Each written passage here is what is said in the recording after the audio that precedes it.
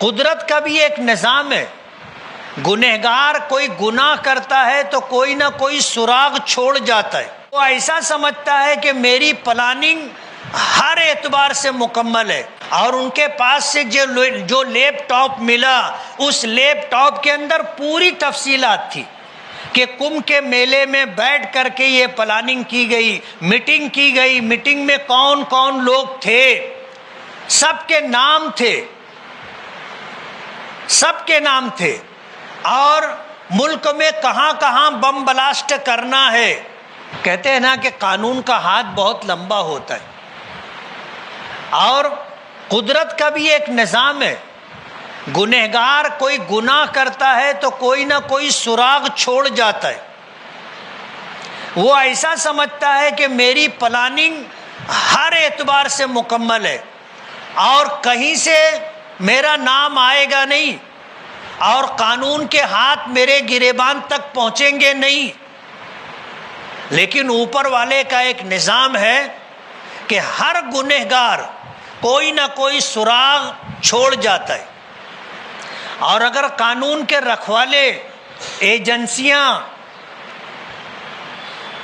اور سرکاری نمائندے اگر ایمانداری سے کام کریں تو ایک گنہگار بھی نہیں بچے گا،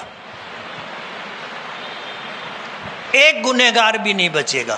قدرت کا ایک نظام ہے، ہر گنہگار کوئی نہ کوئی سراغ چھوڑ جاتا ہے، کوئی نہ کوئی سرا ایسا مل جاتا ہے کہ جس کو لے کر کے آدمی گنہگار تک پہنچ جاتا ہے. قدرت کا نظام ہے. اگر ایسا نہیں ہوتا تو کوئی مجرم کبھی پکڑا نہیں جاتا، اور یہ دنیا کب کی نمٹ چکی ہوتی. مظلوموں کی داد رسی کوئی کرنے والا نہیں ہوتا، لوگ انصاف کے لیے ترس جاتے، اور طاقتور لوگوں کی حکمرانی ہوتی، انسانوں کی زندگی جانوروں سے بدتر ہو جاتی. لیکن جب تک قانون کے رکھوالے ایمانداری کے ساتھ کام کریں تو مجرم کبھی بچ نہیں سکتا، اور جرم کبھی پنپ نہیں سکتا. 2008 کے بلاسٹ سے پہلے ملک میں جہاں کہیں بم بلاسٹ ہوتا تھا تو اس کا سیدھا ٹارگٹ مسلمان ہوتے تھے، اور پورے ملک میں آواز تھی مسلم دہشت گرد. اسلام کو دہشت گردی کا مذہب قرار دیا جاتا تھا، اور اسلام کے ماننے والے مسلمانوں کو دہشت گرد بتایا جاتا تھا. 2008 کا بلاسٹ بھکو چوک میں ہوا.